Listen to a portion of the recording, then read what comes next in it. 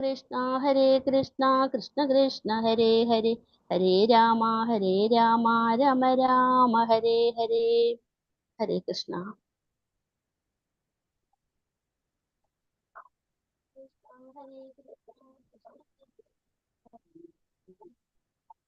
सुदेवाय ओम नमो भगवते वासुदेवाय ओम नमो भगवते वासुदेवाय।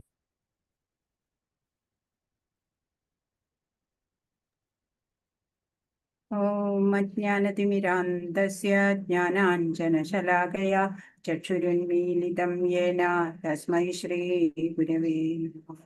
हे कृष्णा करुणा सिन्धो दीनबन्धो जगत्पते गोपेश गोपिकान्त राधाकान्त नमोऽस्तुते।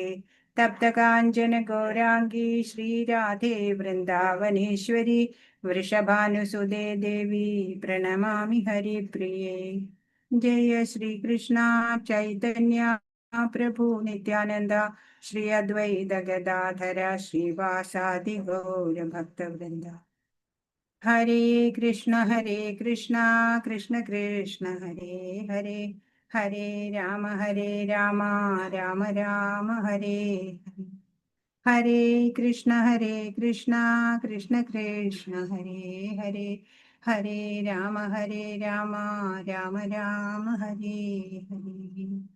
श्री श्री राधा गोविंद की जय। श्रील प्रभुपाद की जय। गुरु महाराज की जय। हरे कृष्णा ഹരേ കൃഷ്ണ. ഇസ്കോൺ മാംഗ്ലൂരിൽ നിന്നുള്ള ഭഗവത്ഗീത പഠനം 12ാം ദിവസത്തിലേക്ക് എല്ലാവർക്കും സ്വാഗതം. എല്ലാവർക്കും പ്രണാമം. ആരും അങ്ങനെ വരണില്ലല്ലോ. ഇന്ന് കുറച്ചു പേരെ വന്നിട്ടുള്ളൂ സമയമായിട്ടും. എല്ലാവർക്കും ഇനി ലെവൽ 2 പോകണ്ടേ? 15 പേര് അതേന്നെ. അതിൽ നമ്മളാ 2 പേര്. അത് തന്നെ 2 നമ്മളാ. അവര് ആർക്കും താല്പര്യമില്ലാതായോ? ഏകാദശി നോറ്റ് വ്രതം എടുത്ത് വയ്യാതായോ? ഹരേ കൃഷ്ണ. യൂട്യൂബിൽ കാണായിരിക്കും. അതെയോ? അങ്ങനെയല്ലേ പറഞ്ഞേ? അങ്ങനെയുള്ളവര് അറിയിക്കാറുണ്ടല്ലോ, അഡ്മിനെ അറിയിക്കുമല്ലോ. അങ്ങനെയും പറയുന്ന കേട്ടു. യൂട്യൂബിലെ കാണാം. ചിലപ്പോ ഇത് എടുക്കാൻ അറിയാത്തവരൊക്കെ ഉണ്ടാവും. ഇപ്പോഴും ഉണ്ട് അല്ലേ? അവർക്കൊക്കെ പേഴ്സണലായിട്ട് ലിങ്ക് ഒക്കെ അയച്ചു കൊടുത്തിട്ടുണ്ടായിരുന്നു. അവരെ വിളിക്കും. ഹരേ കൃഷ്ണ. ചിലർക്കൊന്നും വലിയ ഓരോരോ എക്സ്ക്യൂസ് ഒക്കെ പറയവര്. അതെ അതെ, ഓരോരുത്തർക്കും ഓരോ കാരണങ്ങളാ. ഹരേ കൃഷ്ണ. ഹരേ കൃഷ്ണ. അപ്പൊ 11ാമത്തെ അധ്യായം. ഇന്നലെ നമ്മള് ഭഗവാന്റെ ആ വിശ്വവ്യാപ്തമായിട്ടുള്ള ആ രൂപം ദർശിച്ചു അല്ലെ? അർജുനന് കാണിച്ചു കൊടുത്തത് നമ്മൾ കണ്ടു മനക്കണ്ണിലൂടെ അല്ലെ? അപ്പോ ഇന്നലെ ഒരു സംശയം ഉണ്ടായിരുന്നത് തീർന്നു എന്ന് വിചാരിക്കുന്നു. ഭഗവാന്റെ ആ വിശ്വരൂപം എന്നുള്ളത് ഒരു താൽക്കാലികമാണ്, അതല്ലാതെ അത് ശാശ്വതമല്ല. മറ്റുള്ള ഇപ്പൊ വാമനനായാലും വരാഹമായാലും അതൊക്കെ ശാശ്വതമാണ്. അതിനൊക്കെ ഈ വൈകുണ്ഠ ലോകങ്ങളുമുണ്ട്, ധാമം ഉണ്ട് അവർക്കൊക്കെ. ഹരേ കൃഷ്ണ. ഭഗവാന്റെ ആ രൂപം കാണാൻ അനന്യഭക്തി കൊണ്ട് നമുക്കും സാധിക്കും എന്ന് പറഞ്ഞു. പ്രകൃതിയിലെ എന്തും ഭഗവത് ആരാധനയ്ക്കായിട്ട് ഉപയോഗിക്കാം എന്ന് പറഞ്ഞു. ഈശ്വര ആരാധനയോടെ നമ്മൾ ഓരോ ദിവസവും ആരംഭിക്കുക. തുടർന്ന് ചെയ്യുന്ന പ്രവൃത്തികളൊക്കെ ആന്തരികമായിട്ട് ഭഗവാനായിക്കൊണ്ട് ഈശ്വരനിൽ അർപ്പിച്ചു ചെയ്യുക. മനസ്സിങ്ങനെ ചഞ്ചലമായിക്കൊണ്ടിരിക്കും. അപ്പോഴും നിരന്തരം അഭ്യാസം ചെയ്യിക്കണം മനസ്സിന്. അതിന് സാധ്യമല്ലെങ്കിൽ എല്ലാ കർമ്മങ്ങളും ഭഗവാനിൽ അർപ്പിച്ച് കാമനകൾ കൂടാതെ കർമ്മം ചെയ്യുക. പിന്നെ കർമ്മഫല ത്യാഗത്തിനെ പറഞ്ഞു തരുന്നുണ്ട്. ഭക്തന്റെ ലക്ഷണങ്ങള് ഇതൊക്കെ പറഞ്ഞു തരും ഇനി ഈ അധ്യായം. ഭക്തിയോഗം. ഇപ്പോൾ ഇത് 2ാമത്തെ സെക്ഷനായിട്ടുള്ള ഭക്തിയോഗം എന്ന വിഭാഗത്തിലെ അവസാന അധ്യായമായിട്ടുള്ള ശ്രേഷ്ഠമായിട്ടുള്ള ഭക്തിയോഗം എന്ന അധ്യായത്തില്. അപ്പോ നമ്മൾ എന്താ കാണാൻ പോണത്? എങ്ങനെയുള്ള ഭക്തനാണ് ഭഗവാന് പ്രിയങ്കരൻ എന്നൊക്കെ നമുക്ക് ഇതിലൂടെ പറഞ്ഞു തരും. അപ്പൊ അതനുസരിച്ച് നമുക്കും ഒരു പ്രിയങ്കരനായിട്ടുള്ള ഭക്തരായി മാറാൻ നമുക്കും സാധിക്കണം. ഹരേ കൃഷ്ണ. ഓം നമോ ഭഗവതി വാസുദേവായ. 1ാമത്തെ ശ്ലോകം. അർജുന ഉവാച ഏവം സതതയുക്തായേ ഭക്താസ്ത്വാം പര്യുപാസത്തെ യേ ചാപ്യക്ഷരമവ്യക്തം തേഷാം കേ യോഗവിത്തമാ. അർജുനൻ ചോദിച്ചു, എല്ലാ സമയവും അങ്ങയുടെ ഭക്തി സേവനത്തിൽ തന്നെ ഉചിതമായി ഏർപ്പെട്ടു പോരുന്നവരോ അതോ പ്രത്യക്ഷമല്ലാത്ത അവ്യക്ത ബ്രഹ്മത്തെ ഉപാസിക്കുന്നവരോ ആരാണ് കൂടുതൽ പരിപൂർണതയുള്ളവർ? ചോദിച്ചത് എന്താ അർജുനൻ? എപ്പോഴും അങ്ങയുടെ ഭക്തി യുത സേവനത്തില് ഏർപ്പെട്ടു പോരണം എന്ന് അങ്ങ് മുമ്പ് പറഞ്ഞു. അങ്ങനെ ചെയ്യുന്നവരാണോ അതല്ല അവ്യക്ത ബ്രഹ്മം, അതായത് ബ്രഹ്മ ജ്യോതിസ്, അതിനെ നമ്മൾ പറഞ്ഞു ബ്രഹ്മൻ, പരമാത്മാവ്, ഭഗവാൻ, അങ്ങനെ 3 തരത്തിൽ സാക്ഷാത്കാരം ഉണ്ട് എന്ന് നമ്മൾ മുമ്പ് പഠിച്ചു. അതില് അവ്യക്തമാണ്. ആ ബ്രഹ്മനെ ആരാധിക്കുന്നവർക്ക് അവ്യക്ത രൂപമില്ല, അരൂപിയായിട്ടുള്ള ഭഗവാനെ കണ്ട് അവരെ ആരാധിക്കുകയാണ് ചെയ്യുന്നത്. അപ്പൊ അങ്ങനെ അവ്യക്ത ബ്രഹ്മത്തെ ഉപാസിക്കുന്നവരാണോ? അങ്ങനെ ഈ 2 കൂട്ടരില് ആരാണ് കൂടുതൽ പരിപൂർണതയുള്ളവര്? അതാണ് ഇപ്പൊ അർജുനൻ ഒരു സംശയമായിട്ടുള്ളത്. ഭഗവാനെ വ്യക്തി രൂപത്തിൽ ആരാധിക്കുന്നതാണ് ഏറ്റവും നല്ലത്, അല്ലാതെ ബ്രഹ്മത്തെ ആരാധിക്കുന്നത് യോഗി വര്യന്മാർക്കൊക്കെ പറഞ്ഞിട്ടുള്ളതാണ് അല്ലെ. നമ്മളെ പോലുള്ളവർക്ക് ഒരു രൂപമൊക്കെ വേണം അല്ലെ, സാധാരണക്കാരായ നമുക്ക്. അപ്പൊ ഭഗവാൻ എന്താ മറുപടി പറയണേ? നമുക്ക് നോക്കാം. 2ാമത്തെ ശ്ലോകം. ശ്രീ ഭഗവാനുവാച മയ്യാവേശ്യ മനോ യേ മാം നിത്യയുക്ത ഉപാസതേ ശ്രദ്ധയാ പരയോപേദാസ്തമേ യുക്തതമോ മത. പരമദിവ്യോത്തമ പുരുഷൻ പറഞ്ഞു, എന്റെ വ്യക്തി രൂപത്തിൽ തന്നെ മനസ്സുറപ്പിച്ച് അതീന്ദ്രിയമായ ദൃഢവിശ്വാസത്തോടെ എല്ലായ്പ്പോഴും എന്നെ ആരാധിക്കുന്നതിൽ മുഴുകിയിരിക്കുന്നവരാണ് ഏറ്റവും പരിപൂർണതയുള്ളവരെന്ന് ഞാൻ കരുതുന്നു. ഭഗവാനും അതന്നെയാ പറഞ്ഞത് അല്ലെ. ഭഗവാന്റെ വ്യക്തി രൂപത്തില്, ഭഗവാന്റെ ആ ശ്യാമ സുന്ദര രൂപത്തില് മനസ്സുറപ്പിച്ചിട്ട് ദൃഢവിശ്വാസത്തോടെ എല്ലായ്പ്പോഴും ഭഗവാനെ ആരാധിക്കുന്നതിൽ മുഴുകിയിരിക്കുന്നവർ തന്നെയാണ് പരിപൂർണതയുള്ളവര് എന്ന് ഭഗവാൻ പറഞ്ഞു തന്നു. ഭഗവാൻ ഇഷ്ടപ്പെടുന്ന ഒരു ഭക്തനാവണത് എങ്ങനെയാണെന്ന് ഈ അധ്യായത്തിൽ നമുക്ക് കാണിച്ചു തരുന്നുണ്ട്. അപ്പൊ ഭഗവാനെ വ്യക്തി രൂപത്തിൽ തന്നെ ആരാധിക്കുന്നതാണ് പരിപൂർണത എന്ന് പറയാണ്. ബ്രഹ്മൻ എന്നുള്ള ആ പ്രകാശത്തിനെ ആരാധിക്കുന്നതിന് പല പരിമിതികളുണ്ട്.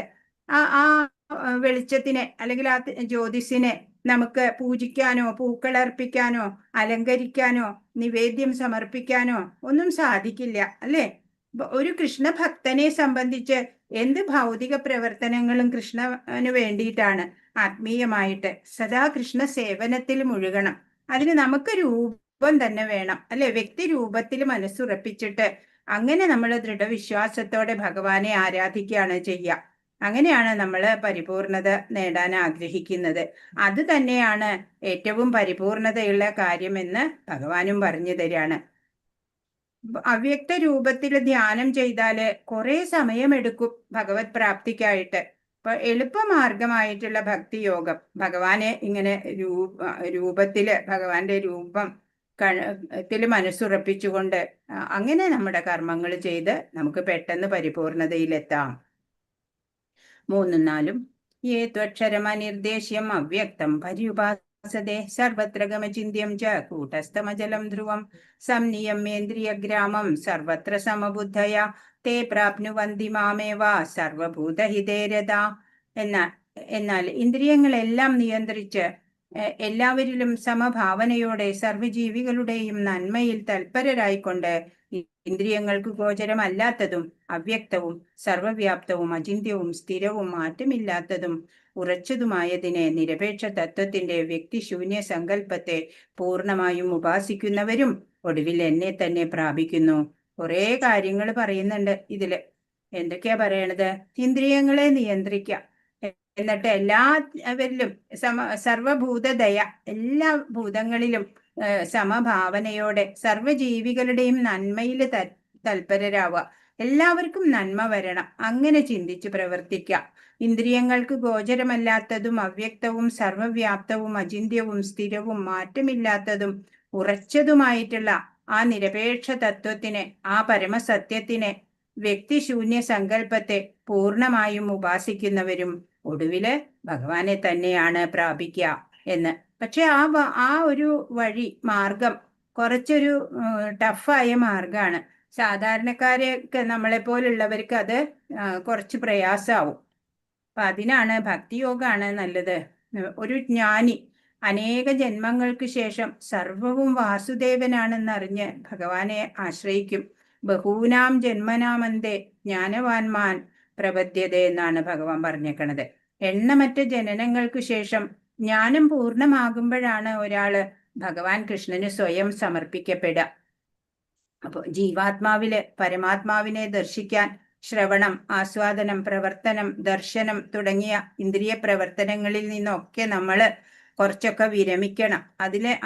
അതില് ആസക്തി പാടില്ല, അല്ലെ? ഇന്ദ്രിയ നിയന്ത്രണം തന്നെ.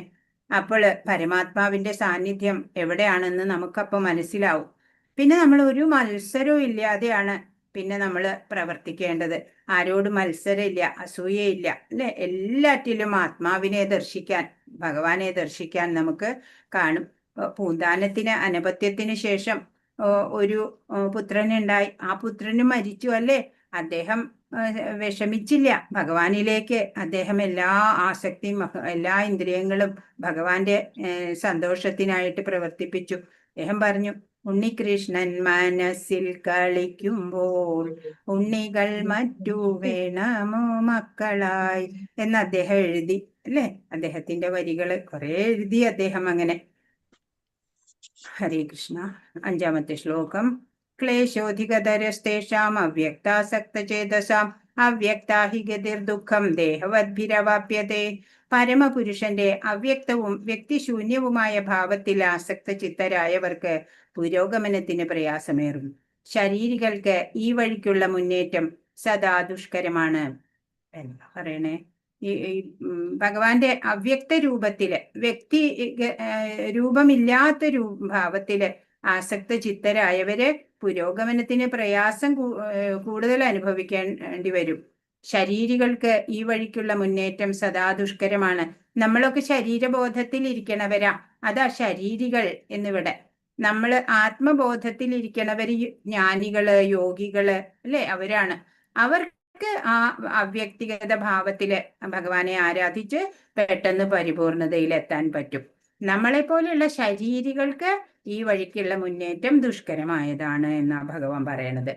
ഭഗവാന്റെ അവ്യക്തവും അചിന്ത്യവും അവ്യക്തിഗതവുമായിട്ടുള്ള ഭാവത്തെ ലക്ഷ്യമാക്കിയിട്ട് മുന്നേറുന്നവരെ ജ്ഞാനയോഗികൾ എന്ന് പറയും.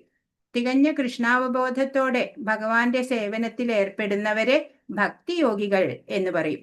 രണ്ടിന്റെയും ആത്യന്തിക ലക്ഷ്യം ഒന്നാണ്. ജ്ഞാനയോഗത്തിന്റെ വഴി കുറച്ച് പ്രയാസമേറിയതായിരിക്കും. അപ്പൊ ശരീരധാരിയായ ജീവാത്മാവിന് ഭഗവത് സേവനം വഴിയാണ് നിഷ്പ്രയാസം ലക്ഷ്യം നേടാൻ സാധിക്കുന്നത്. അർച്ചാ വിഗ്രഹങ്ങളുണ്ട്, അല്ലെ? ഓരോ ക്ഷേത്രത്തിലും ഉണ്ട്. അത് പരമപുരുഷന്റെ അവതാരം തന്നെയാണ് എന്നാ പറയാ. ഈശ്വരൻ അതിലൂടെ സേവനത്തെ സ്വീകരിക്കുകയാണ്. അങ്ങനെയാണ് നമ്മള് പരമപുരുഷനെ, ഭഗവാനെ നേരിട്ട് നമ്മള് സമീപിക്കുന്നത്. തെരുവിൽ പലയിടത്തും തപാൽ പെട്ടികൾ കാണാം. ഇവയിൽ നമ്മൾ കൊണ്ടുപോയിടുന്ന കത്തുകൾ സ്വാഭാവികമായി നിഷ്പ്രയാസം ഉദ്ദിഷ്ട സ്ഥാനങ്ങളിലെത്തും. എന്നാൽ തപാൽ പെട്ടികൾ എന്ന് ആധികാരികമായി പ്രഖ്യാപിക്കാത്ത ഏതെങ്കിലും പഴയ പെട്ടികളിലൂടെ ഈ പ്രക്രിയ നടത്താനാവില്ല. പോസ്റ്റ് ബോക്സുകൾ ഉണ്ടാവും, അല്ലെ? അതില് നമ്മള് അഡ്രസ്സൊക്കെ ഇട്ട് കഴിഞ്ഞാല് അത് എത്തേണ്ടടുത്ത് ആ കത്തുകൾ എത്തും. എന്നാ അങ്ങനെ ആധികാരികത ഇല്ലാത്ത ഏതെങ്കിലും പെട്ടിയിൽ ഇട്ടാല് എത്തില്ല. അതാ ഇവിടെ ഉദാഹരണമായിട്ട് പറയണത്. അതാണ് ഒരു അംഗീകൃതമായ പ്രാതിനിധ്യമുള്ള ഒരു വിഗ്രഹ രൂപം ഈശ്വരനുണ്ട്. ഈശ്വരൻ വിഗ്രഹ രൂപത്തില് ആണ് ഓരോ ക്ഷേത്രങ്ങളില്. അതിനെ അർച്ചാ വിഗ്രഹം എന്ന് പറയും. ഈ അർച്ചാ വിഗ്രഹം പരമപുരുഷന്റെ അവതാരമാണ്, അല്ലെ? ഇതൊരു ക്വസ്റ്റ്യന്റെ ആൻസർ ആയി, അല്ലെ? അർച്ചാ വിഗ്രഹം പരമപുരുഷന്റെ അവതാരം തന്നെയാണ്. ഹരേ കൃഷ്ണ. 6-7 ശ്ലോകങ്ങള്. ഏതു സർവാണി കർമാണി മയി സന്യസ്യ മത്പര അനന്യേനൈവ യോഗേന മാം ധ്യായന്ത ഉപാസതേ തേഷാമഹം സമുദ്ധർത്ത മൃത്യു സംസാര സാഗരാത് ഭവാമി ന ചിരാത് പാർത്ഥ മയ്യാവേശിത ചേതസാം. ഹേ പാർത്ഥ, എന്നാൽ എന്നെ എല്ലായ്പ്പോഴും ധ്യാനിച്ചുകൊണ്ട് സർവകർമ്മങ്ങളെയും എനിക്കായി അർപ്പിച്ച് എന്നിൽ മനസ്സ് അചഞ്ചലമായി ഊന്നിക്കൊണ്ട് ഭക്തിയുത സേവനത്തിൽ ഏർപ്പെട്ടു പോരുന്നവരെ ഞാൻ വേഗത്തിൽ ജനന മരണങ്ങളുടെ ഈ സമുദ്രത്തിൽ നിന്ന് കരകയറ്റും. അപ്പൊ എന്താ ഭഗവാൻ പറയണത്? എല്ലാ കർമ്മങ്ങളും ഭഗവാനായി അർപ്പിച്ചിട്ട് മനസ്സ് ഭഗവാനില് ഊന്നിക്കൊണ്ട്, അചഞ്ചലമായി ഊന്നിക്കൊണ്ട് ഭക്തിയുത സേവനത്തിൽ ഏർപ്പെട്ടു പോരുന്നവരെ ഭഗവാൻ വേഗത്തിൽ തന്നെ ജനന മരണങ്ങളുടെ സമുദ്രത്തിൽ നിന്ന് കരകയറ്റും. സംസാര സാഗരം അതല്ലെങ്കിൽ ഭവസാഗരം എന്നൊക്കെ പറയും. അതാ ഇവിടെ പടം കാണിച്ചിരിക്കുന്നത് അല്ലെ. ഈ ആളുണ്ടല്ലോ, ഈ ആളാണ് നമ്മളിങ്ങനെ ഈ കര കാണാത്ത കയത്തില് സംസാര സാഗരത്തിൽ ഇങ്ങനെ മുങ്ങി പോകാറായി നിൽക്കുകയാണ് നമ്മള്. ഭഗവാനെ ഒന്ന് നമ്മള് വിളിച്ചാ മതി അല്ലെ. ഭഗവാനില് ഭഗവാനില് മനസ്സൂന്നിക്കൊണ്ട് എല്ലാ കർമ്മങ്ങളും ഭഗവാന് അർപ്പിച്ചുകൊണ്ട് കർമ്മം ചെയ്യണ ഒരാൾക്ക് ഭഗവാൻ സഹായത്തിന് വരും അല്ലെ. ഭവസാഗരം പെട്ടെന്ന് കടത്തി തരും ഭഗവാൻ. അപ്പൊ ഭഗവാൻ അവിടെ ഗരുഡാരൂഢനായിട്ട് നിൽക്കുന്നുണ്ട്. നമ്മളൊന്ന് വിളിക്കുക മാത്രമേ വേണ്ടൂ. ഭഗവത് കൃപ കൊണ്ട് താമസം വിന ഭൗതിക അസ്തിത്വത്തിൽ നിന്ന് മോചിതരാകും. അങ്ങനെയുള്ള ഭക്തര് ഭാഗ്യശാലികളാണ്. ശുദ്ധമായ ഭക്തിയുത സേവനം നടത്തുന്ന ഒരാൾക്ക് ഈശ്വരന്റെ മഹിമ അതിശയവും വ്യക്തിഗത ആത്മാവിന്റെ ആശ്രിതത്വവും മനസ്സിലാവും. ഭഗവത് സേവനമാണ് അയാളുടെ കർത്തവ്യം. ഉത്തമ ഭക്തന് മാത്രമേ ഭഗവാന്റെ മൂല്യം അറിയാൻ സാധിക്കുള്ളൂ. പരമ ദിവ്യോത്തമ പുരുഷനെ പ്രസാദിപ്പിക്കുക, മറ്റൊരു നേട്ടവും ഒരു ഭക്തൻ ആഗ്രഹിക്കില്ല. ഭഗവാന്റെ സന്തോഷം അത് മാത്രാണ്.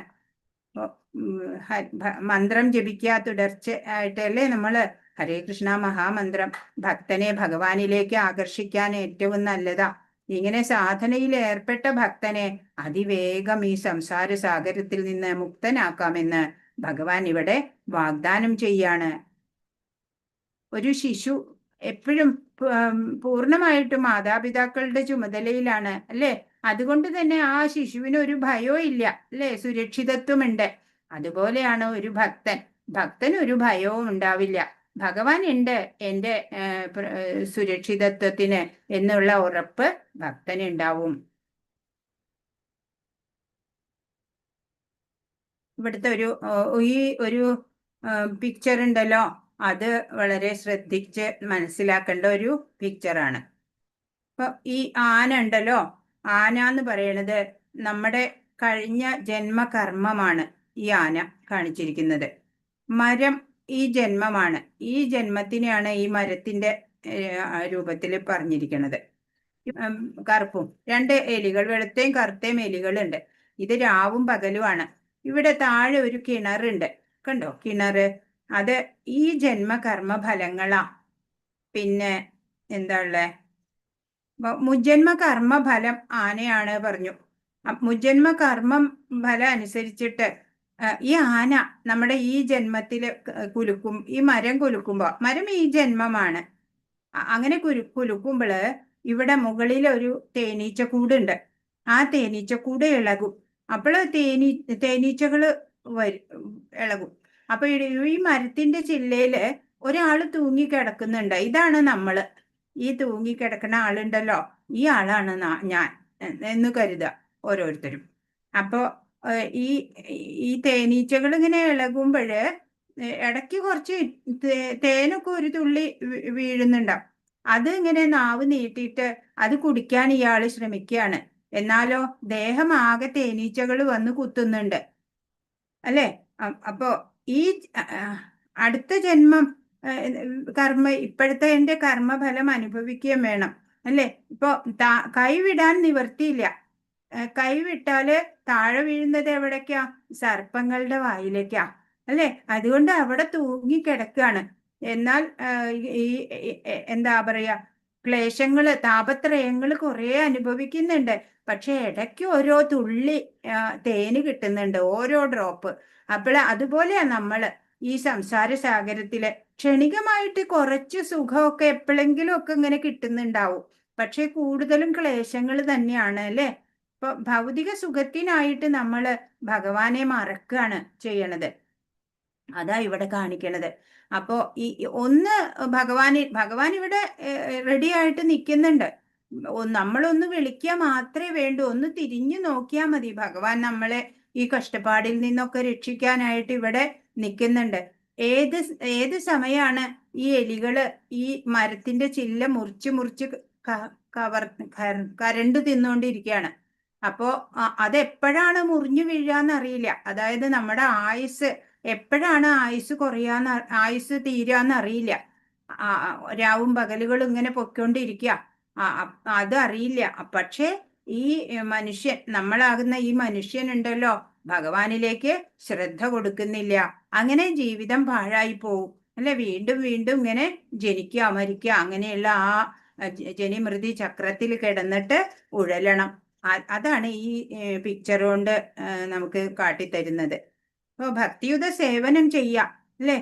ഒരു കൈ ഭഗവാനിലേക്ക് കൊടുക്കുക എന്നാണ്. ഒന്ന് ഭഗവാനെ തിരിഞ്ഞു നോക്കുക.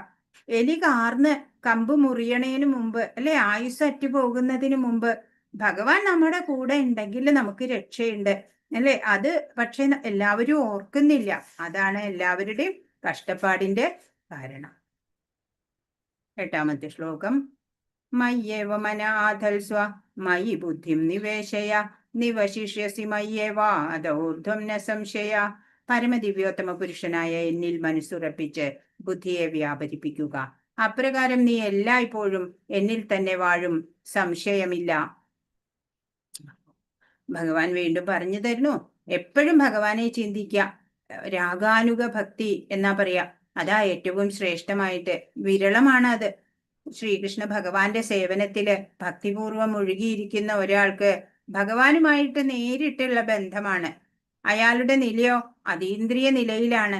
ഭക്തൻ ജീവിക്കുന്നത് ഭൗതികതയിലല്ല, കൃഷ്ണനില ജീവിക്കുന്നത്.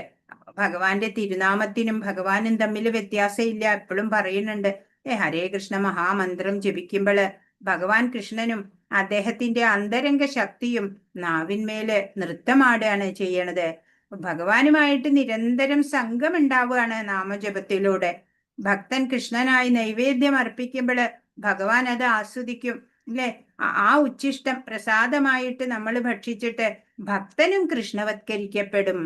ഭക്തനല്ലാത്തവർക്ക് ഇത് എങ്ങനെയാണ് സംഭവിക്കുക എന്ന് അറിയില്ല. അവർക്ക് എപ്പോഴും സംശയം മാത്രമേ ഉണ്ടാവുള്ളൂ. ഇവിടെ ഗോപന്മാര് ഭഗവാന്റെ കൃഷ്ണന്റെ ചുറ്റും ഇരുന്നിട്ട് ഇങ്ങനെ ഓരോ ലീലകൾ ആസ്വദിക്കുകയാണ് അല്ലെ. അവരൊക്കെ എത്രയോ ജന്മ പുണ്യം കൊണ്ടാ ആ ശ്രീകൃഷ്ണൻ ജനിച്ച ആ വേളയിൽ തന്നെ ഒരുമിച്ച് ജനിക്കാനും ഒപ്പം ജീവിക്കാനും ഒക്കെ സാധ്യമായത്.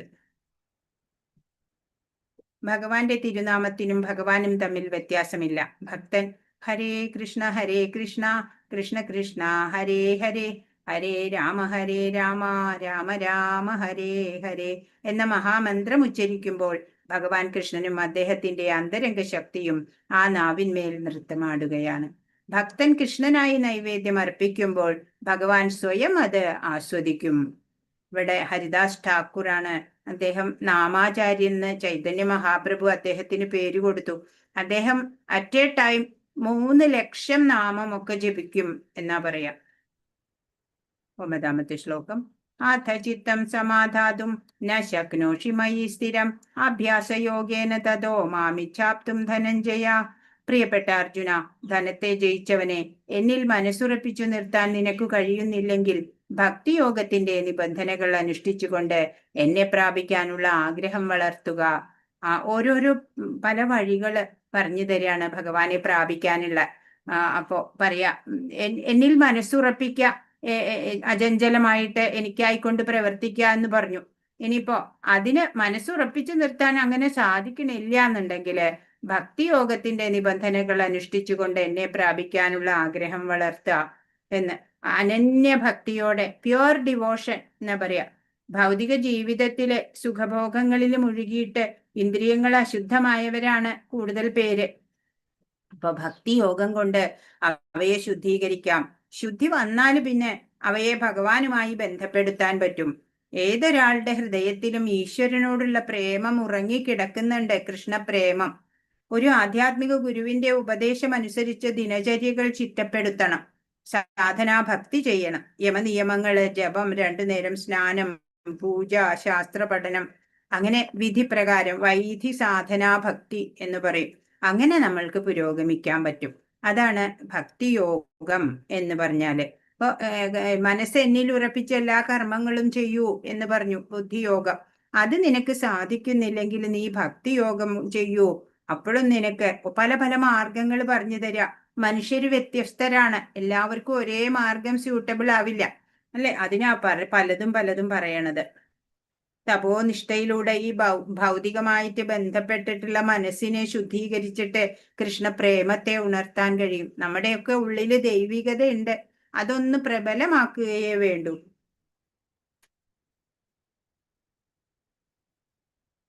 പത്താമത്തെ ശ്ലോകം. ആഭ്യാസേപ്യ സമർത്ഥോസി മത്കർമ്മ പരമോ ഭവ മാദർത്ഥമഭി കർമാണി കുർവൻ സിദ്ധിമവാപ്സ്യസി. ഭക്തിയോഗത്തിനു വേണ്ടുന്ന നിബന്ധനകൾ അനുഷ്ഠിക്കാൻ നിനക്ക് കഴിയുന്നില്ലെങ്കിൽ എനിക്ക് വേണ്ടി പ്രവർത്തിക്കാൻ ശ്രമിക്കൂ. എനിക്കായി പ്രവർത്തിക്കുന്നത് കൊണ്ട് തന്നെ നീ പരിപൂർണതയിലെത്തും. അപ്പൊ എന്താ പറഞ്ഞു തരണേ? ഇനി ബുദ്ധിയോഗം പറഞ്ഞു, ഭക്തിയോഗം പറഞ്ഞു. ഇനിയിപ്പോ അതും പറ്റുന്നില്ല എന്നുണ്ടെങ്കിൽ കർമ്മയോഗം ചെയ്തോളൂ എന്ന്. ഭക്തിയോഗത്തിന് വേണ്ട നിബന്ധനകൾ അനുഷ്ഠിക്കാൻ സാധിക്കാത്തവര് ഉണ്ടാവും. അപ്പോഴേ എനിക്ക് വേണ്ടി പ്രവർത്തിക്കാൻ ശ്രമിക്കൂ. എനിക്കായി പ്രവർത്തിക്കുന്നതിലൂടെ തന്നെ നീ പരിപൂർണതയിലെത്തും. അപ്പോ ഒരു ആധ്യാത്മിക ഗുരുവിന്റെ മേൽനോട്ടത്തില് ഭക്തിയോഗത്തിന്റെ നിബന്ധനകൾ അനുഷ്ഠിക്കാൻ ഒരാൾക്ക് സാധിക്കണില്ല എന്നുണ്ടെങ്കിൽ ഭഗവാന് വേണ്ടി കർമ്മങ്ങൾ ചെയ്യുന്നത് കൊണ്ടും അയാൾക്ക് പരിപൂർണതയിലെത്താം എന്ന് പറയാണ്. ഇവിടെ കാണിച്ചിരിക്കുന്നത് ആൽഫ്രഡ് ഫോർഡിനെയാണ്. അദ്ദേഹം ഫോർഡ് കമ്പനി, കാറിൻ ഉണ്ടാക്കുന്ന കമ്പനിയുടെ ഓണറാണ്. അദ്ദേഹം ഇവിടെ ഇസ്കോണിന്റെ ഏറ്റവും വലിയ ടെമ്പിൾ ആയിട്ടുള്ള ഹെഡ് ക്വാർട്ടർ ആയിട്ടുള്ള മായാപൂര് ടെമ്പിള് പണിയാൻ അദ്ദേഹം 50% അദ്ദേഹമാണ് ഡൊണേറ്റ് ചെയ്തത്. അങ്ങനെ അദ്ദേഹം ഇപ്പൊ നമ്മുടെ ഇസ്കോണിന്റെ ഏറ്റവും വലിയ ഭക്തനാണ്. അംബരീഷ് പ്രഭു എന്നാണ് അദ്ദേഹത്തിന്റെ പേര്. നിസ്വാർത്ഥമായിട്ട് കർമ്മം ചെയ്തുകൊണ്ടിരിക്കുക അദ്ദേഹം. അപ്പോ ആദ്യം ബുദ്ധിയോഗം പറഞ്ഞു, പിന്നെ ഭക്തിയോഗം പറഞ്ഞു, അതല്ല കർമ്മയോഗം പറഞ്ഞു. ഭഗവാനായിട്ട് കർമ്മം ചെയ്യുക, ഭഗവത് പ്രാപ്തിക്കായിട്ട് പല പല വഴികൾ കാണിച്ചു തരികയാണ് ഭഗവാൻ. സമ്പന്നനായ ഒരാൾക്ക് കൃഷ്ണാവബോധം പ്രചരിപ്പിക്കാനായി ഒരു ഓഫീസോ ക്ഷേത്രമോ ഉണ്ടാക്കുന്നതിന് സഹായിക്കാം, അല്ലെങ്കിൽ പുസ്തകങ്ങൾ പ്രസിദ്ധീകരിക്കുന്നതിന് സഹായിക്കാം. ഇങ്ങനെ പ്രവർത്തിക്കാനുള്ള മേഖലകൾ പലതുമുണ്ട്. അത്തരം പ്രവൃത്തികളിൽ താല്പര്യം വളർത്തിയെടുക്കേണ്ടതാണ്. തന്റെ കർമ്മഫലങ്ങളെ ഉപേക്ഷിക്കാൻ സാധിക്കാത്ത പക്ഷം അയാൾക്ക് അതിലൊരു ചെറിയ ശതമാനമെങ്കിലും കൃഷ്ണാവബോധം പ്രചരിപ്പിക്കുന്നതിനായി ചെലവാക്കാവുന്നതാണ്. നമ്മളുടെ വരുമാനത്തിന്റെ ഒരു ചെറിയൊരു ഭാഗമെങ്കിലും ഭഗവാന്റെ സേവനത്തിനായിട്ട് ചെലവാക്കുന്നത് എപ്പോഴും നല്ലതാണ്. കൃഷ്ണാവബോധത്തിനു വേണ്ടിയുള്ള ഈ സ്വമനസ്സാലെയുള്ള സേവനം ഈശ്വര പ്രേമത്തിന്റെ സമുന്നതയിലെത്താനും പരിപൂർണത നേടാനും സഹായകമാവും. അങ്ങനെ ചെയ്യുന്നത് നമ്മളുടെ ഭക്തി വർദ്ധിക്കാനും നമ്മൾക്ക് പുരോഗതി ഉണ്ടാവാനും അതുപോലെ നമ്മളുടെ ജീവിത സഫലത, പരിപൂർണത നേടാനും സഹായിക്കും. 11ാമത്തെ ശ്ലോകം.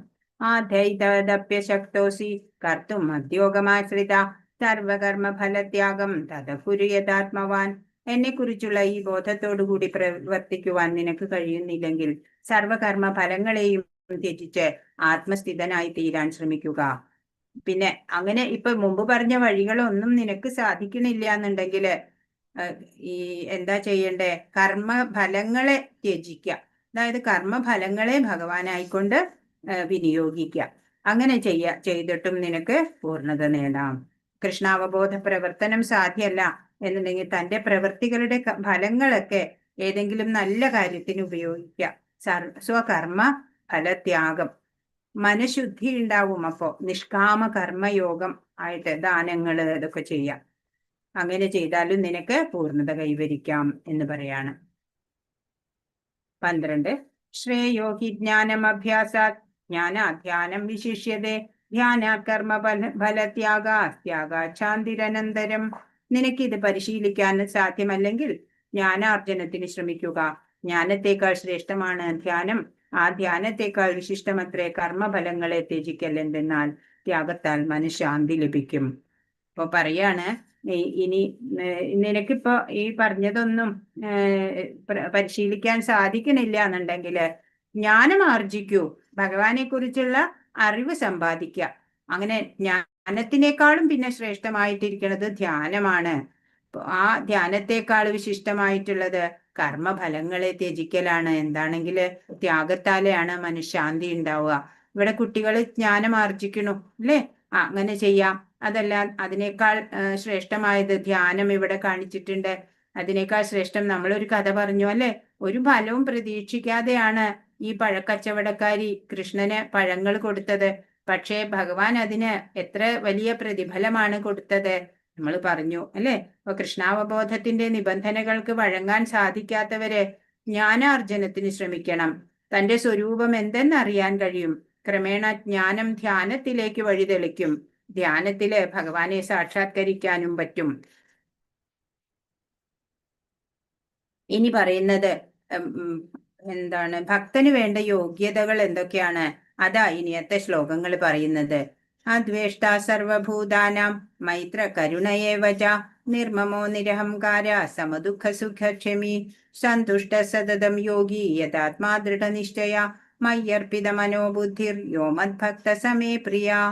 പറയാണ്, മാത്സര്യം കൂടാതെ സർവജീവസത്തകൾക്കും സുഹൃത്തായി, ഒന്നിലും അവകാശബോധവും മിഥ്യാഹങ്കാരവുമില്ലാതെ സുഖദുഃഖങ്ങളിൽ സമനില കൈക്കൊണ്ട് ക്ഷമാശാലിയായും സദാ സംതൃപ്തനായും നിയന്ത്രിതാത്മാവായും മനസ്സും ബുദ്ധിയും എന്നിൽ ഉറപ്പിച്ച ദൃഢനിശ്ചയത്തോടെ ഭക്തിയുത സേവനം അനുഷ്ഠിക്കുന്ന എന്റെ ഭക്തൻ എനിക്ക് ഏറ്റവും പ്രിയങ്കരൻ.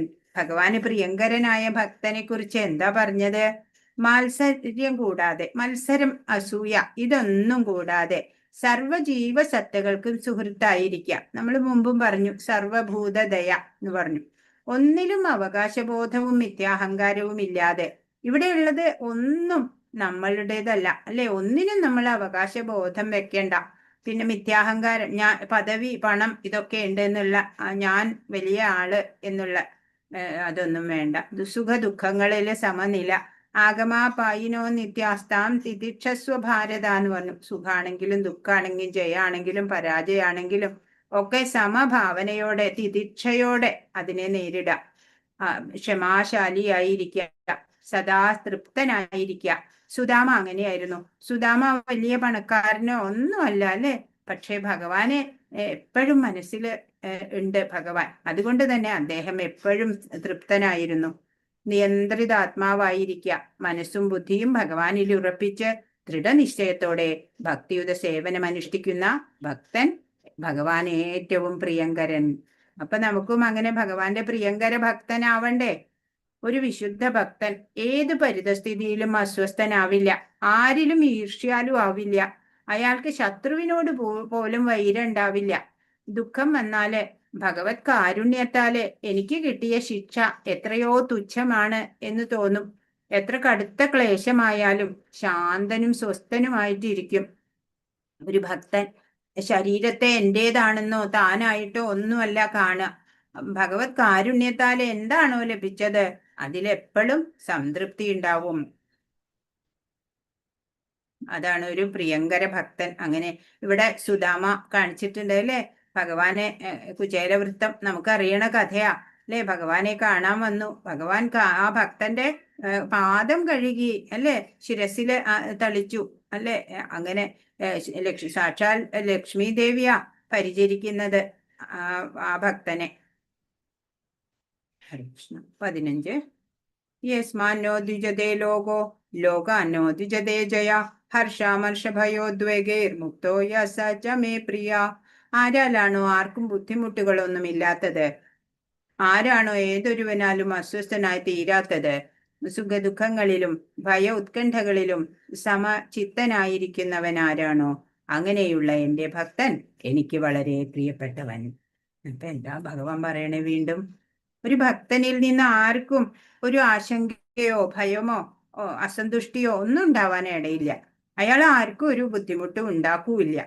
മറ്റുള്ളവരെ അയാളെ വിഷമിപ്പിക്കുകയാണെങ്കിൽ പോലും അയാൾ ഒരു കുലുക്കവും ഇല്ലാതെ നടക്കും. എല്ലാവിധ ക്ഷോഭങ്ങൾക്കും അസ്വാസ്ഥ്യങ്ങൾക്കും ഒക്കെ അതീതനായിരിക്കും ഒരു ഭക്തൻ.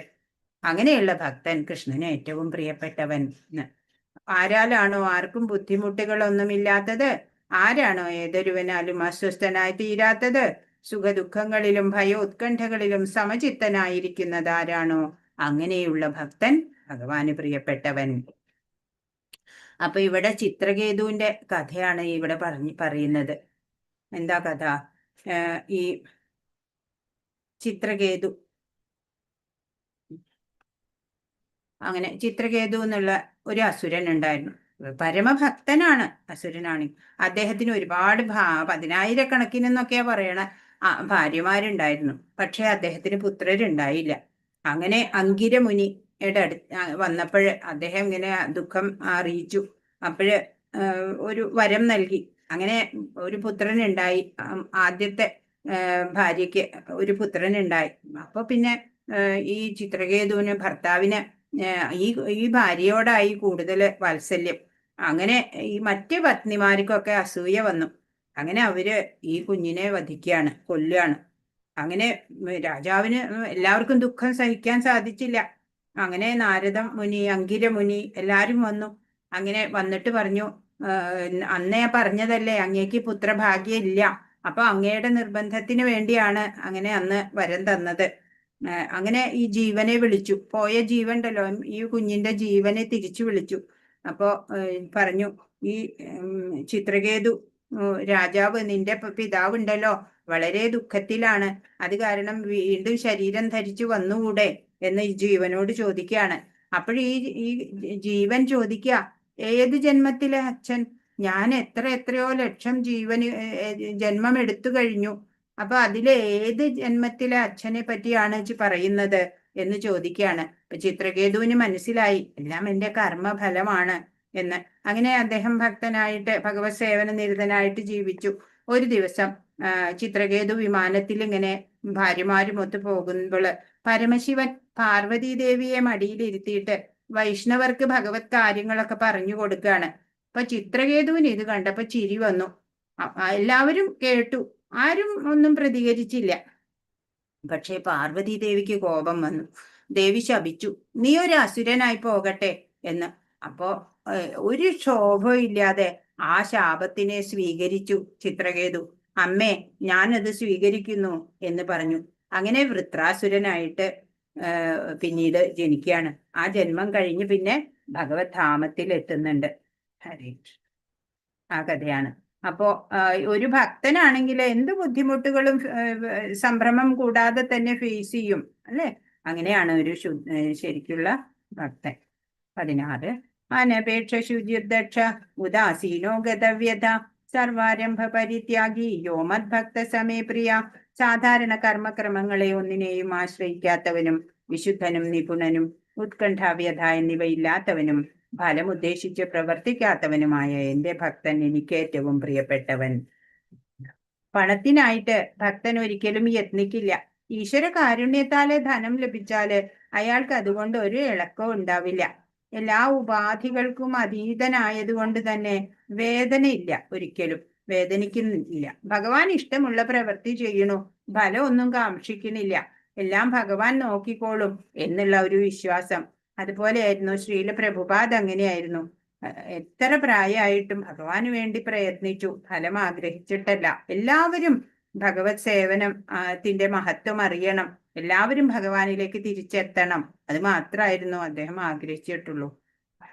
17 യോ ന ഹൃഷ്യതി ന ദ്വേഷ്ടി ന ശോചതി ന കാംക്ഷതി ശുഭാശുഭ പരിത്യാഗി ഭക്തിമാന്യ സമേ പ്രിയ. സന്തോഷിക്കുകയോ ദേഷിക്കുകയോ ദുഃഖിക്കുകയോ ആഗ്രഹിക്കുകയോ ചെയ്യാത്തവനും ശുഭങ്ങളെയും അശുഭങ്ങളെയും ത്യജിച്ചവനുമായ ഭക്തൻ എനിക്ക് അത്യന്തം പ്രിയൻ. അപ്പൊ എന്തു വേണം വിശുദ്ധ ഭക്തൻ? ഭൗതികമായിട്ടുള്ള ലാഭനഷ്ടങ്ങളിൽ സന്തോഷിക്കുകയോ സന്തപിക്കുകയോ ഒന്നുമില്ല. ശിഷ്യനെയോ മകനെയോ ലഭിക്കണമെന്ന് ആഗ്രഹിക്കില്ല. തനിക്ക് പ്രിയപ്പെട്ടവ നഷ്ടപ്പെടുമ്പോൾ ദുഃഖമുണ്ടാവില്ല. ഭഗവത് പ്രീതിക്കായിട്ട് ഏത് ആപത്തും ചുമക്കാൻ തയ്യാറാവും. അങ്ങനെയുള്ള ഭക്തൻ കൃഷ്ണന് പ്രിയം. ഇവിടെ കാണിച്ചിരിക്കുന്നത് പ്രഹ്ലാദ് ാണ്. അച്ഛൻ സ്വന്തം പിതാവ് അല്ലെ വധിക്കാൻ വേണ്ടിയിട്ട് മദയാനെ കൊണ്ട് ചവിട്ടിക്കും, ശൂലം കൊണ്ട് കുത്തും, പിന്നെ ചാട്ടവാറടിക്കും, പിന്നെ കുന്നിന്റെ മുകളിൽ നിന്ന് താഴേക്ക് എറിയും.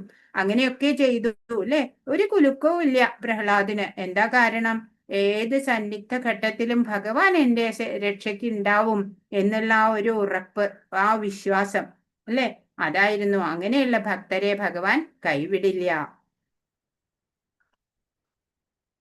18-19 സമശത്രൗ ച മിത്രേ ച തഥാ മാനാപമാനയോ ശീതോഷ്ണസുഖദുഃഖേഷു സമസംഗ വിവർജിത തുല്യനിന്ദാസ്തുതിർമൗനി സന്തുഷ്ടോ യേന കേനചിത് അനികേത സ്ഥിരമതിർ ഭക്തിമാൻ മേ പ്രിയോ നരാ. ശത്രുക്കളിലും മിത്രങ്ങളിലും സമഭാവനയോടെ മാനാപമാനങ്ങൾ, ശീതോഷ്ണങ്ങൾ, സുഖദുഃഖങ്ങൾ, ആദരവും അനാദരവും, യശസ് ദുഷ്കീർത്തി എന്നീ ദ്വന്ദ്ങ്ങളെ ഒരേ വിധം കൈക്കൊണ്ട് അസത് സംഘത്തിൽ നിന്ന് എല്ലായ്പ്പോഴും മുക്തനും മൗനിയും ജ്ഞാനത്തിൽ ഉറച്ചവനും സദാ സംതൃപ്തനുമായി ഗാർഹിക ബോധമുപേക്ഷിച്ച് ഭക്തിയുത സേവനത്തിൽ ഏർപ്പെട്ടിരിക്കുന്ന ഭക്തൻ എനിക്ക് ഏറ്റവും പ്രിയപ്പെട്ടവൻ. ആരാണ് പിന്നെ? എല്ലാത്തരം ദുസ്സംഗങ്ങളിൽ നിന്ന് മുക്തനാണ് ഭക്തന് ഉണ്ടാവുക. ചിലപ്പോൾ സ്തുതിയാവും കേൾക്കുക, ചിലപ്പോൾ ആക്ഷേപമാവും കേൾക്കേണ്ടി വരിക. ക്ഷമാശീലനായിരിക്കും. കൃഷ്ണനെ കുറിച്ചല്ലാതെ ഒരു സംഭാഷണവും ഉണ്ടാവില്ല. മൗനി എന്നതാ പറയണേ. ഏതവസ്ഥയിലും സന്തുഷ്ടനായിരിക്കും. നല്ല ഭക്ഷണമോ താമസ സൗകര്യമോ ഒന്നും ഇച്ഛയില്ല. തന്റെ നിശ്ചയത്തിലും ജ്ഞാനത്തിലും ഉറച്ചു നിൽക്കും. കൃഷ്ണാവബോധത്തോടെ ഭക്തിയുത സേവനത്തിൽ തന്നെ മുഴുകിയിരിക്കും. അപ്പോ ശത്രുക്കളിലും മിത്രങ്ങളിലും സമഭാവനയോടെ മാനാപമാനങ്ങളും ശീതോഷ്ണങ്ങളും സുഖദുഃഖങ്ങളും ആദരവും അനാദരവും യശസ്സും ദുഷ്കീർത്തിയും അങ്ങനെയുള്ള ദ്വന്ദ്ങ്ങളെ ഒക്കെ ഒരേ വിധം കൈക്കൊണ്ടു അസത് സംഘത്തിൽ നിന്ന് മുക്തനായിട്ട് മൗനിയായിട്ട് ജ്ഞാനത്തിൽ ഉറച്ച് സദാ സംതൃപ്തനായി ഗാർഹിക ബോധമൊക്കെ ഉപേക്ഷിച്ചിട്ട് ഭക്തിയുത സേവനത്തിൽ ഏർപ്പെട്ടിരിക്കുന്ന ഭക്തൻ എനിക്ക് ഏറ്റവും പ്രിയൻ എന്ന്. അപ്പോ എത്ര ജന്മം കഴിഞ്ഞാ ഈ മനുഷ്യ ജന്മം ലഭിച്ചത് നമുക്കറിയില്ല അല്ലെ. അത്ര മൂല്യവത്തായിട്ടുള്ള ആ ജന്മം ഭഗവാന് ഉള്ള തൃപ്തിക്കായിട്ട് പ്രവർത്തിക്കാൻ നമുക്ക് സാധിച്ചാല് നമുക്ക് ജീവിത പരിപൂർണത നേടാം എന്നാണ്. ഇവിടെ ഒരു കഥയാണ് ഉള്ളത്. കഥ അംബരീഷ് മഹാരാജാവിന്റെ കഥയാണ്. ശ്രീമദ് ഭാഗവതത്തിലെ വിശേഷപ്പെട്ട കഥയാണത്. ഏതാണ്? നഭകൻ എന്ന രാജാവിന്റെ മകൻ നാഭാഗൻ ഉണ്ടായിരുന്നു. ആ നാഭാഗന്റെ പുത്രനാണ് അംബരീഷ്. സപ്തദ്വീപങ്ങൾക്കും അധിപതിയായിരുന്നു അദ്ദേഹം. എങ്കിലും ഒന്നിലും സക്തന് ആസക്തി ഇല്ലാതെ അദ്ദേഹം നിരന്തരം ഭഗവത് ആരാധനയിൽ സമയം നയിച്ചു. സർവ ഇന്ദ്രിയങ്ങളെയും ഭഗവാനിലേക്ക് തിരിച്ചുവിട്ടു. മനസ്സുകൊണ്ട് അവിടുത്തെ ദിവ്യമംഗള വിഗ്രഹം ധ്യാനിക്കും. വാക്കുകൊണ്ട് ഭഗവത് ലീലകളും തിരുനാമങ്ങളും ഉച്ചരിക്കും. കൈകൾ കൊണ്ടോ ഭഗവത് ദാസ്യം ചെയ്യും. ചെവി കൊണ്ട് ലീലാശ്രവണം ചെയ്യും. ശിരസ്സുകൊണ്ട് ശ്രീപാദാംബുജങ്ങളിൽ നമസ്കരിക്കും. സർവകർമ്മങ്ങളും ഭഗവാനിൽ അർപ്പിച്ച് അങ്ങനെ ദിവസങ്ങൾ നയിച്ചു. അദ്ദേഹത്തിന്റെ പ്രജകൾ പോലും ഭഗവത് പാദാംബുജ ദാസ്യമല്ലാതെ മറ്റൊന്നും ആഗ്രഹിച്ചില്ല. യഥാ രാജ തഥാ പ്രജ അല്ലെ. ഇപ്പൊ ഭക്തപ്രിയനായിട്ടുള്ള ഭഗവാനോ തന്നിൽ ആത്മസമർപ്പണം ചെയ്ത ആ പരമഭാഗവതന്റെ സകല ഭാരവും സ്വയം ഏറ്റു നടത്തി. എല്ലാം നടത്തണത് പിന്നെ ഭഗവാനാ. ആ ഭക്തന്റെ ആ ഭാഗവതന്റെ രക്ഷയ്ക്കായിട്ട് സുദർശനത്തെ ഭഗവാൻ ഭാരമേൽപ്പിച്ചു. സുദർശന ചക്രത്തിനെ അവിടെ പ്രൊട്ടക്ഷന് വേണ്ടി നിർത്തിയിട്ടുണ്ട് ഭഗവാൻ. ഒരിക്കല് അദ്ദേഹം തനിക്ക് ഏറ്റവും യോജിച്ച പത്നിയോടുകൂടി ഒരു സംവത്സരം ദ്വാദശി വ്രതം അനുഷ്ഠിച്ചു. അങ്ങനെ വ്രത അവസാനത്തില് 3 ദിവസം ഉപവസിച്ച് മധുവനത്തിൽ വെച്ച് ഭഗവാനെ ആരാധിച്ചു. ബ്രഹ്മജ്ഞന്മാരായ ഭാഗവതന്മാരെയും ആരാധിച്ചു. അങ്ങനെ ഭഗവത് അർപ്പണമായിട്ട് കുറെ അധികം പുണ്യദാനങ്ങളൊക്കെ ചെയ്തു. അങ്ങനെ പാരണ വന്നു. പാരണയ്ക്ക് തുടങ്ങുകയാണ്. പാരണ എന്ന് വെച്ചാൽ വ്രതാന്ത്യ ഭോജനം എന്നാ പറയാ. ആ പാരണ കഴിക്കുമ്പോഴാണ് ഈ ഫാസ്റ്റിംഗ് ബ്രേക്ക് ആവുക. അങ്ങനെ ദുർവാസ മഹർഷി ആ സമയം അവിടെ വരികയാണ്. അപ്പൊ അതിഥി വന്നപ്പോ പിന്നെ വേണ്ട രീതിയിൽ സൽക്കരിക്കാം. സന്തോഷത്തോടെ ഭക്തിപൂർവം ആരാധിച്ചു. ഭോജനത്തിന് ക്ഷണിച്ചു. അപ്പൊ ഋഷി പറഞ്ഞു, വലിയ യാത്രാ ക്ഷീണുണ്ട്, കാളിന്തിയിൽ ചെന്നിട്ട് ഒന്ന് സ്നാനം ചെയ്യട്ടെ. അങ്ങനെ ശരി. പോയിട്ട് മടങ്ങി വരുന്നില്ല. പാരണയ്ക്കുള്ള സമയം അതിക്രമിച്ചു തുടങ്ങി. എന്തു ചെയ്യണമെന്നറിയാതെ രാജാവ് വിഷണ്ണനായി. അവസാനം ആചാര്യന്റെ നിർദ്ദേശം അനുസരിച്ചിട്ട് തീർത്ഥം കൊണ്ട് പാരണ കഴിച്ചു. ഒരു തുള്ളി ജലം കുടിച്ചു. അങ്ങനെ ദുർവാസാവ് വന്നപ്പോ ഇതറിഞ്ഞ് ക്രുദ്ധനായി. ജട പറിച്ച് നിലത്തടിച്ചു. അതിൽ നിന്ന് ഘോരയായ കൃത്യത ഉത്ഭവിച്ചു. അവിടെ കാണിച്ചിട്ടുണ്ട് അല്ലെ, തീ തുപ്പിക്കൊണ്ട് വരുന്ന കൃത്യക. അങ്ങനെ പോകുന്ന മാർഗമെല്ലാം ദഹിപ്പിച്ചുകൊണ്ടാണ് അത് രാജസമീപത്തിലേക്ക് ഓടി വരണേ. ഭഗവാനിലെ ആത്മസമർപ്പണം ഇത് അംബരീഷിന് ഭയമുണ്ടോ? ഒരടി പിന്നാക്കം പോലും വെച്ചില്ല. അദ്ദേഹം അവിടെ നിന്നു. ഉടനെ സുദർശന ചക്രം ഭക്തരക്ഷയ്ക്കായിട്ട് അങ്ങ് ആവിർഭവിച്ചു. അത് വേഗം തന്നെ കൃത്യയെ നശിപ്പിച്ചു. അത് കഴിഞ്ഞോ ദുർവാസാവിന്റെ പിന്നാലെ ഓടി. ഋഷി ഭീതിയോട് കൂടിയിട്ട് പല പല ദിക്കുകളിലേക്ക് ഓടി നോക്കി. ദുർവാസാവ് ഒരു ഫലം ഉണ്ടായില്ല.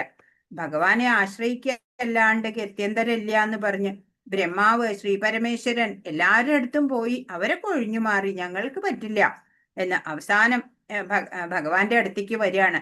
അപ്പോഴ് ശ്രീപാദ പത്മത്തില് നമസ്കരിച്ചിട്ട് പറയാണ്, എന്നെ രക്ഷിക്കണം എന്ന്. അപ്പൊ ഭഗവാൻ മന്ദഹസിച്ചിട്ട് പറഞ്ഞു, എന്നെ കൊണ്ട് പറ്റില്ല, ഞാൻ ഭക്തന്റെ ദാസനാണ്. ഞാന് ലക്ഷ്മിയെയോ എന്റെ സ്വരൂപത്തെ തന്നെയോ ഭക്തന്മാരെ വിട്ട് സ്നേഹിക്കണില്ല. എനിക്ക് അത്രയും ഭക്തന്മാരോടാണ് സ്നേഹം. അവർക്ക് ഞാനാണ് സർവസ്വം. അതുകൊണ്ട് എനിക്ക് അവരും ആണ് സർവസ്വം.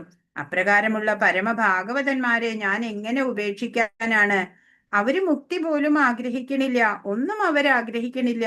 എന്നെ മാത്രാണ് ആഗ്രഹിക്കണത്. അപ്പൊ ഞാൻ എപ്പോഴും അവർക്ക് കടപ്പെട്ടവനാണ് എന്ന് ഭഗവാൻ പറയാണ്. അപ്പോഴ് ആ മഹാഭാഗവതനെ തന്നെ ശരണം പ്രാപിച്ചോളൂ എന്ന്, അതേ വഴിയുള്ളൂ എന്ന് പറഞ്ഞു. അങ്ങനെ മഹാപുരുഷന്മാരിലൊക്കെ ദ്രോഹം ചെയ്താ ഇങ്ങനെയാ ഫലം ഉണ്ടാവുക.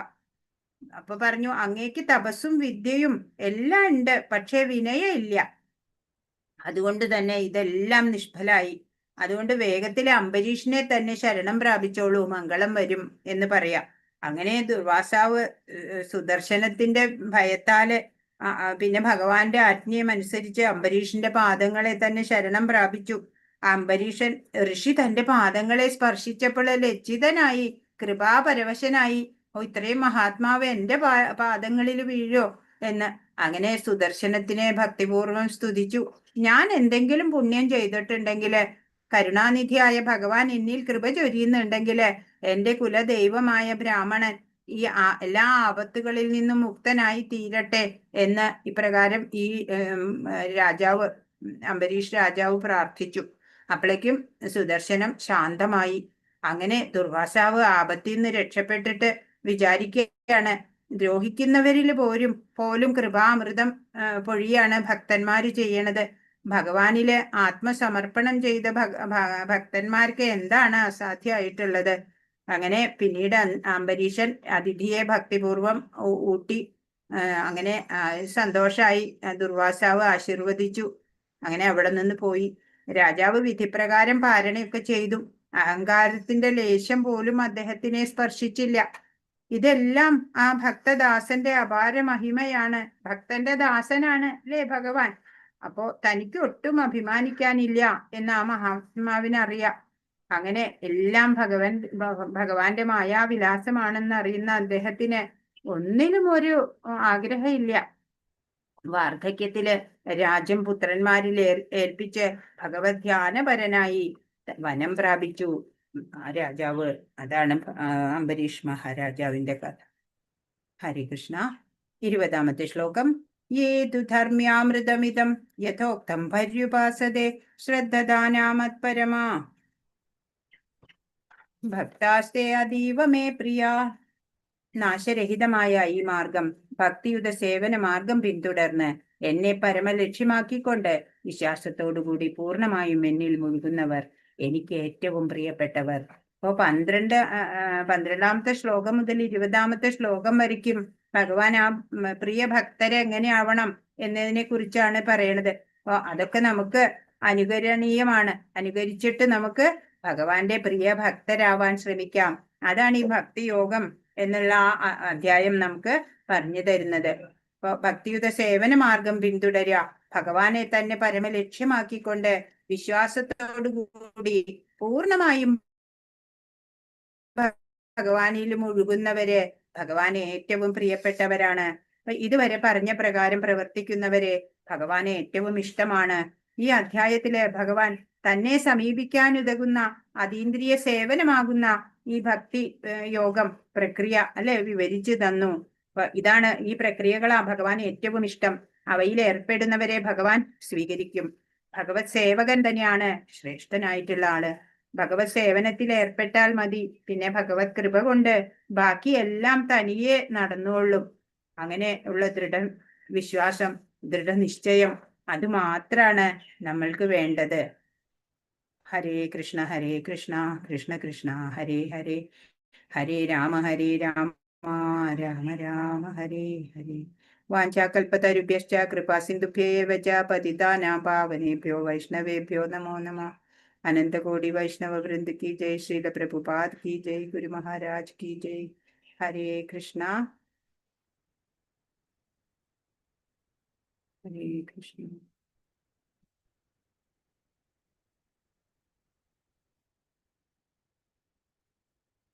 ഹരേ കൃഷ്ണ. എന്തെങ്കിലും സംശയം ഉണ്ടെങ്കിൽ ചോദിക്കൂ.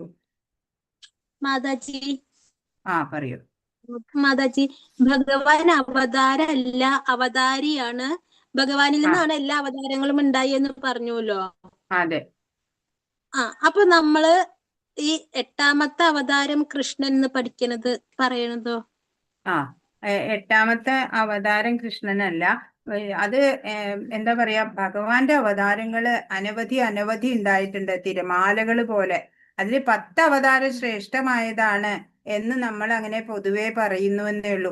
ശ്രീമദ് ഭാഗവതത്തിൽ തന്നെ പ്രധാനപ്പെട്ട 24 അവതാരങ്ങളെ കുറിച്ചാണ് പറയണത്. അപ്പോ ഭഗവാനിൽ നിന്നാണ് എല്ലാം ഉണ്ടായതെന്ന് ശ്രീമദ് ഭാഗവതത്തില് കൃത്യമായിട്ട് പറയുന്നുണ്ട്.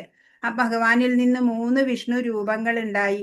അതാണ് പിന്നെ വിസ്തരണത്തിലൂടെ വേറെ ആയിട്ട് വരുന്നത്.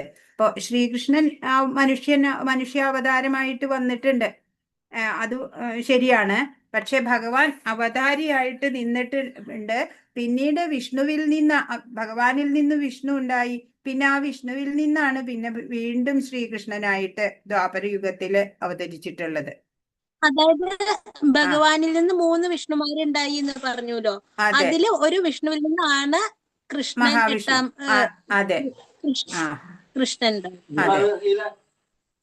മനസ്സിലായി. കൃഷ്ണ.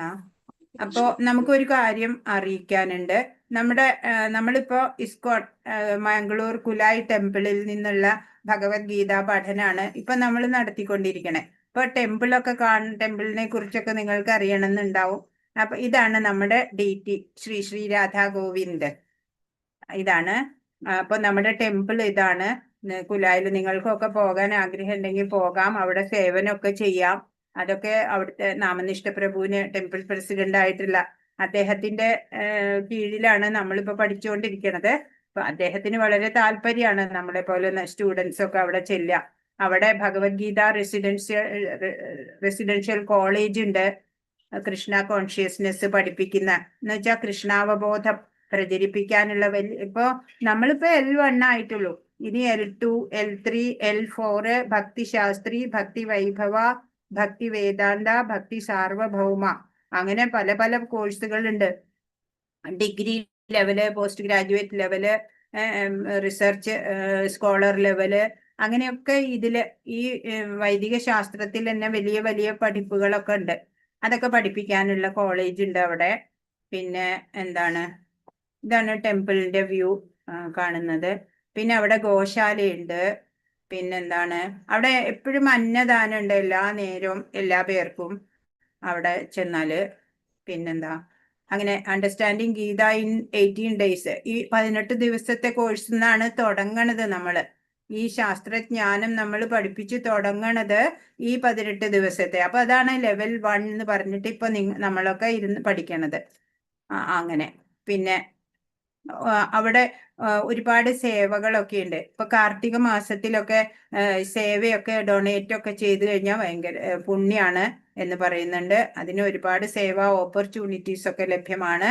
ആവശ്യമുള്ളവർക്ക് അതൊക്കെ ഉപകാരപ്രദമാക്കാം. അതിന്റെ ബാങ്ക് ഡീറ്റെയിൽസ് ഒക്കെ ഇവിടെ കൊടുത്തിട്ടുണ്ടാവും.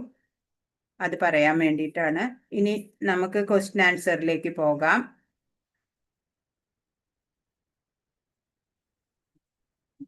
ഹരേ കൃഷ്ണ മാതാജി. ഹരേ കൃഷ്ണ. അപ്പൊ എനിക്കൊരു ചെറിയ സംശയം. അതായത് ഒന്ന് അതായത് കൃഷ്ണൻ എന്ന് പറഞ്ഞിട്ടുള്ള അവതാരി ഉണ്ടായിരുന്നു, പിന്നെ രണ്ടാമത് കൃഷ്ണനായിട്ടുള്ള ഒരു അവതാരം ഉണ്ടായിരുന്നു, അങ്ങനെയാണോ? അതെ അതെ, ഭഗവാൻ കൃഷ്ണനിൽ നിന്നാണ് അത് എല്ലാം. ഭാഗവതം ഒന്ന് പഠിക്കുമ്പോഴാണ് അത് നമുക്ക് വ്യക്തമാവുക. അതുവരെ നമ്മൾ ഇതുവരെ പറഞ്ഞു വന്നത് ഭഗവാൻ ഒരു കൃഷ്ണ അവതാരം എടുത്തു എന്ന് മാത്രമാണ് നമ്മൾ മനസ്സിലാക്കി വന്നത് ഇതുവരെയ്ക്കും. അത് മഹാവിഷ്ണു ആണെന്നുള്ളതാണ്